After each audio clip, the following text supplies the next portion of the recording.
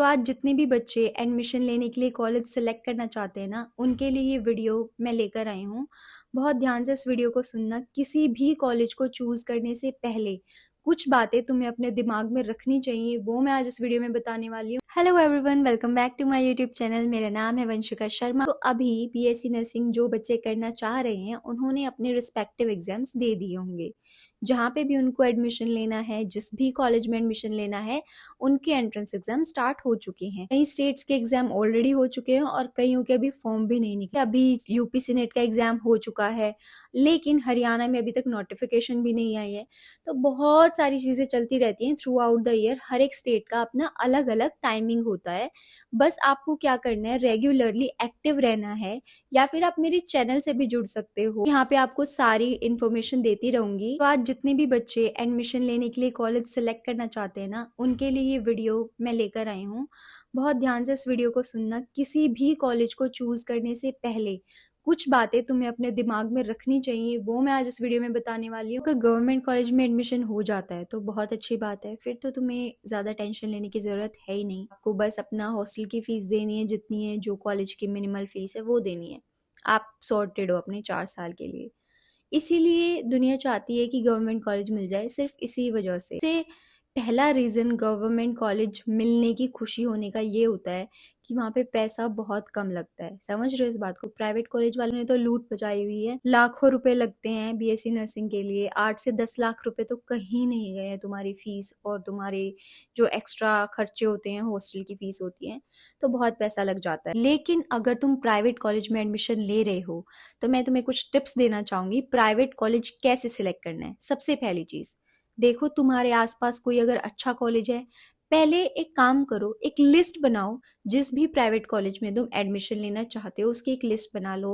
वो किसी भी चीज पे डिपेंड हो सकती है, तुम्हारे घर के पास है, तुम्हारे लिए कौन सी ज्यादा अच्छी पड़ेगी, ये इन सब की एक लिस्ट बना लो। ठीक है, लिस्ट बनाने के बाद सबसे पहले उनको विजिट करो। फॉर एग्जाम्पल तुमने 10 कॉलेजेस की लिस्ट बनाई है, उनको विजिट करो। बिना विजिट किए कहीं भी काउंसलिंग में चूज करने की गलती मत करना, क्योंकि अगर तुमने विजिट भी नहीं किया ना, तो तुम्हारे जो अरमान सजे होते हैं ना कॉलेज वाले, वो बहुत बुरी तरीके से टूटने वाले हैं। समझ रहे हो इस बात को? तो विजिट, देखो मानती हूँ बहुत ज्यादा काम हो जाता है विजिट करना, ये वो कैसे करोगे, लेकिन 4 साल तक रोने से बेटर है तुम 1 हफ्ता 10 दिन अपना ये टाइम निकाल के कर लो।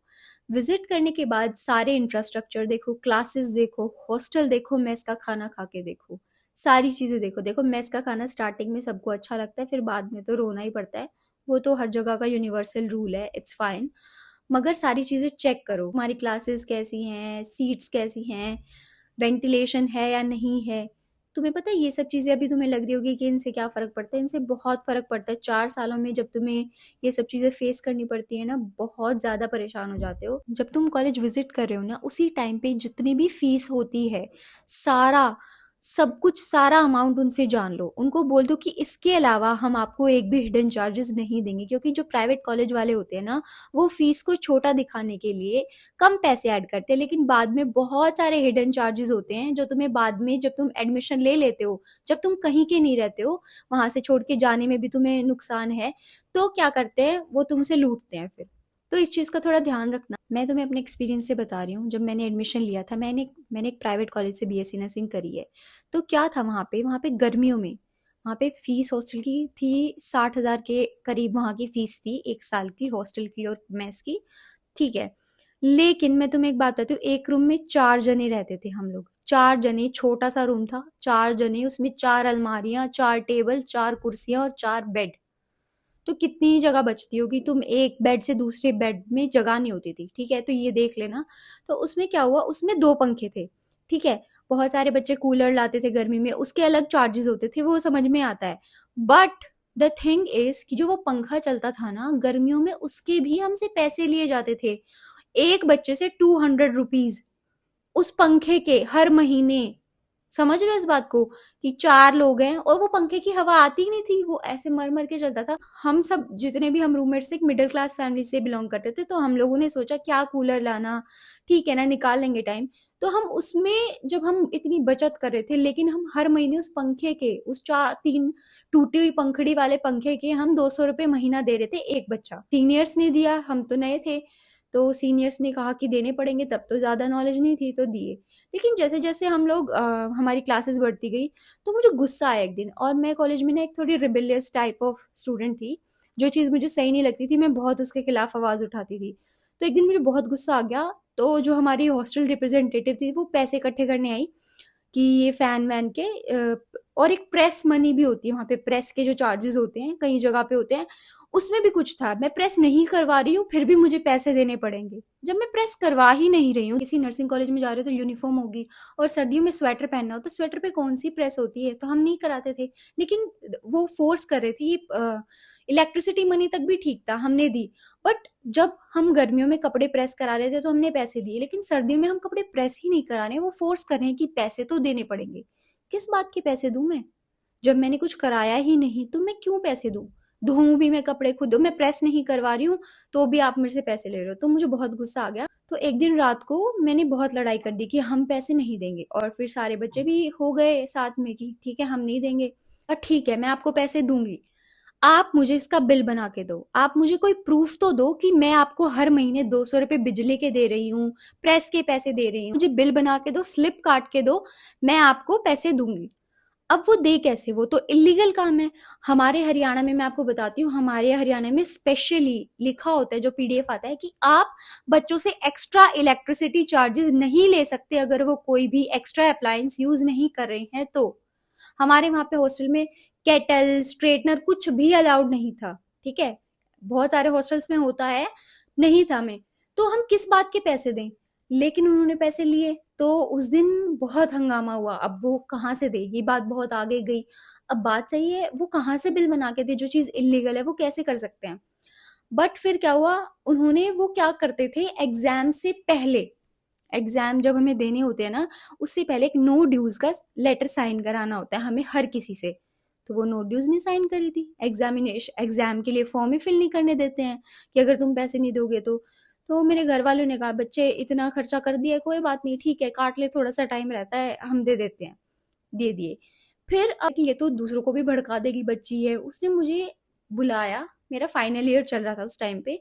उसने मुझे समझाया, देखो देखो मने, ये जो फीस है ना, ये जो 200 रुपए है ना, ये हम कॉलेज की फीस में ऐड नहीं कर सकते, फीस बड़ा दिखता है, इसीलिए तुमसे बाद में मांगे जाते हैं ये पैसे, जबकि वो चीज इलीगल है, उसका नोटिस है।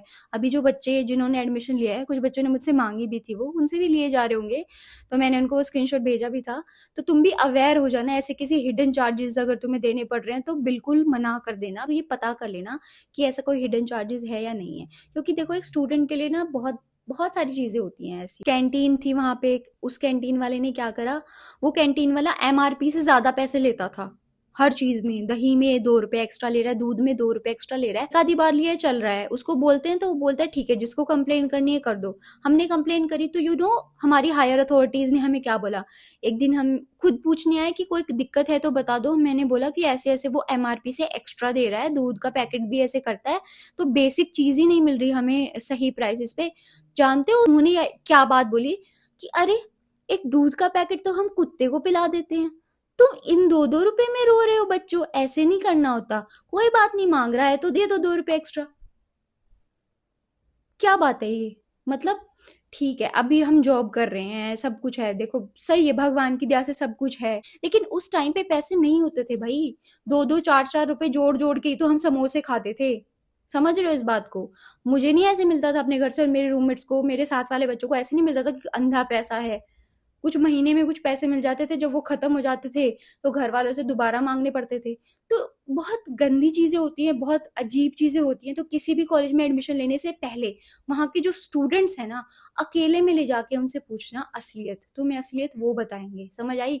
ये अच्छा अच्छा दिखाएंगे, एंटर करोगे, वेलकम करेंगे तुम्हारा बहुत मजे से प्यार से, लेकिन असलियत तुम्हें वो स्टूडेंट्स ही बता सकते हैं, समझ आई। और उनकी बात समझना, कोई भी ये नहीं चाहता कि हमारी तरह दूसरा भी कोई आके फंस जाए। और सबसे ज्यादा जरूरी बात, वहां पे अगर उस प्राइवेट कॉलेज के पास अपना पेरेंटल हॉस्पिटल नहीं है, तो वो तुम्हारी प्रैक्टिस कहाँ करवाने वाले हैं ये पूछना, किसी दूसरे हॉस्पिटल के साथ टाई अप करा हुआ है ये पूछना, सारी चीज़ों की जानकारी लेना, आने जाने के लिए तुम्हें ट्रैवल फैसिलिटीज़ क्या मिलने वाली हैं, सारी चीज़ों की जानकारी खुद लेना, इंटर्नशिप कहाँ से करवाएँगे वो अगर उनके पास खुद का हॉस्पिटल नहीं है, ये सब तुम्हें जानना होगा।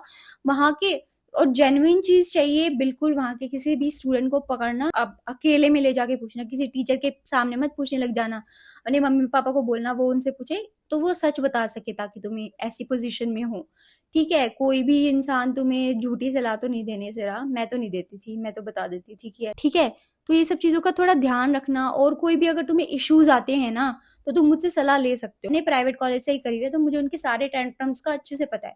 तो मुझे कमेंट सेक्शन में भी बता सकते हो। हम मिलेंगे अपनी नेक्स्ट वीडियो में, तब तक के लिए अपना बहुत ख्याल रखना, चिल करना। All the very best, bye.